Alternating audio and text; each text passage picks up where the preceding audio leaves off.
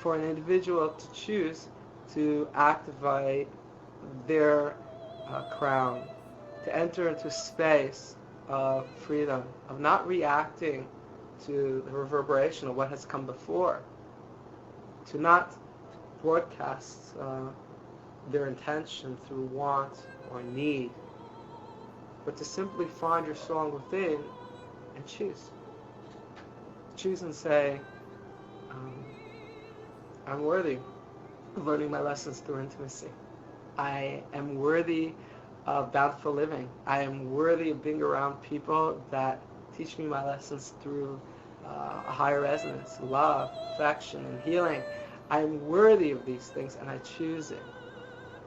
And if you choose it, then you no longer will react to the reverberation that's creating constructs that force you into learning these lessons through struggle. And you'll no longer tolerate being around those resonances anymore. You say, I've learned the lesson, thank you. Obviously, your mission is complete. You've taught me the lesson from a perspective of repulsion, pushing me into what I am. But I don't need that anymore. An individual who enters this space of freedom becomes keenly aware of, they call it empathically, of the chords of the heart that people are broadcasting around them. They become more aware of how they're affected by the different media that's around them, how it affects their health and the state of their broadcast, of their song and their music. And then they become very, very aware of how so elegantly interconnected we all are. And they feel indebted and responsible to the benefit of all. And that space was called by many masters different things. The Christians call it Christ consciousness.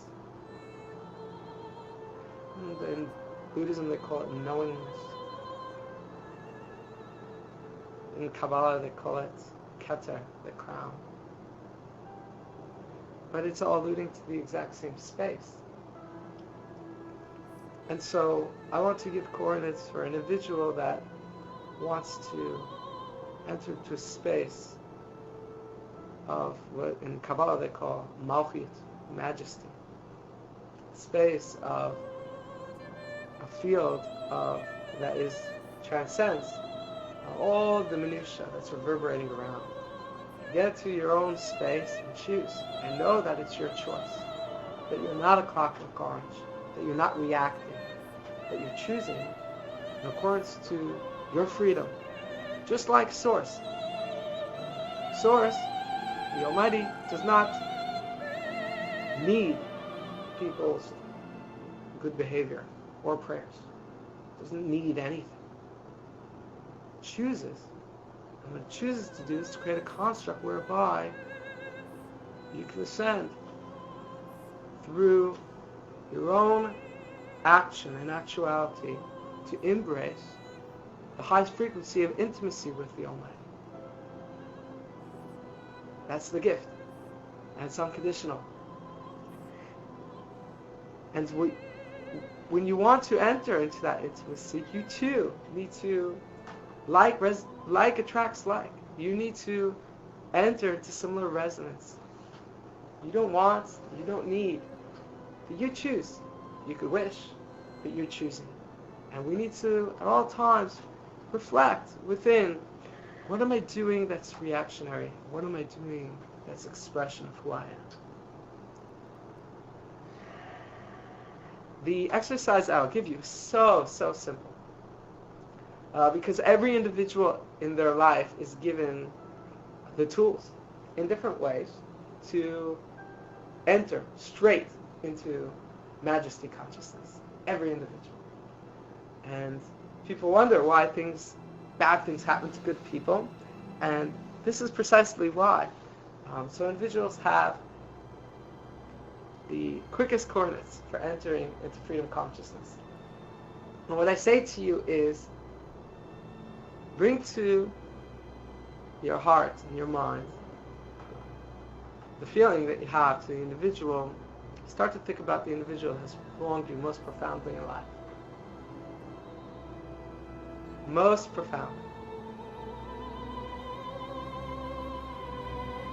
And get to a space where you're offering them abundant, unconditional love.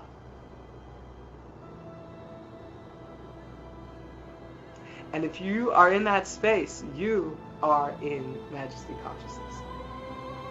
You are activating from the crown. Because that individual who wronged you left a residue, an impression of oppression upon your consciousness. As they say, the victim becomes the next oppressor. Because the action that they do to an individual leaves a residue on the individual's style of thinking.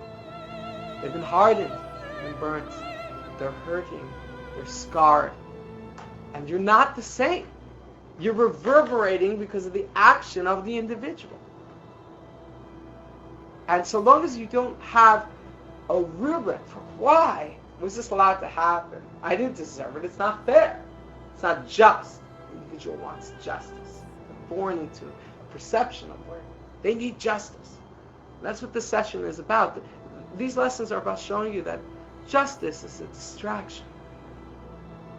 From the perspective of eternity, all are worthy because it's infinity. The love is unconditional. All are worthy.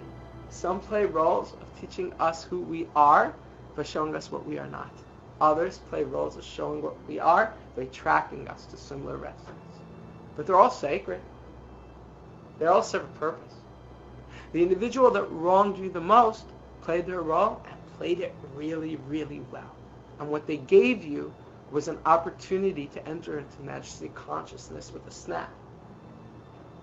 So all an individual has to do is get to a space of where they think of the individual that has wronged them the most profoundly.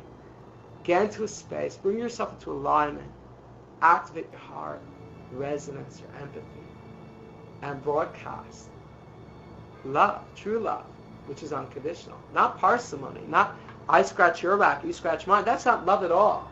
No. Love, the higher love, is completely unconditional.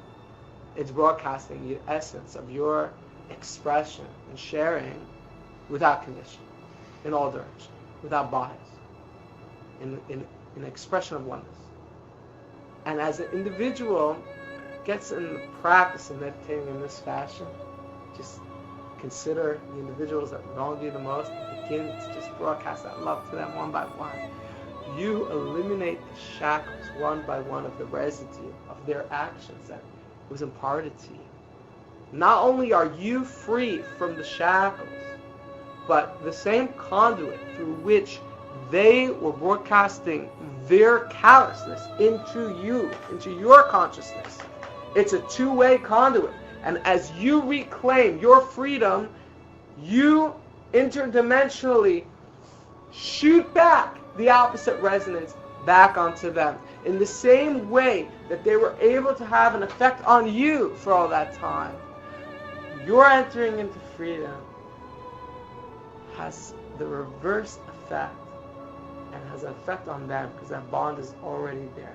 The contract is already there. And you can send forth to them the coordinates of freedom so that they can awaken in their time.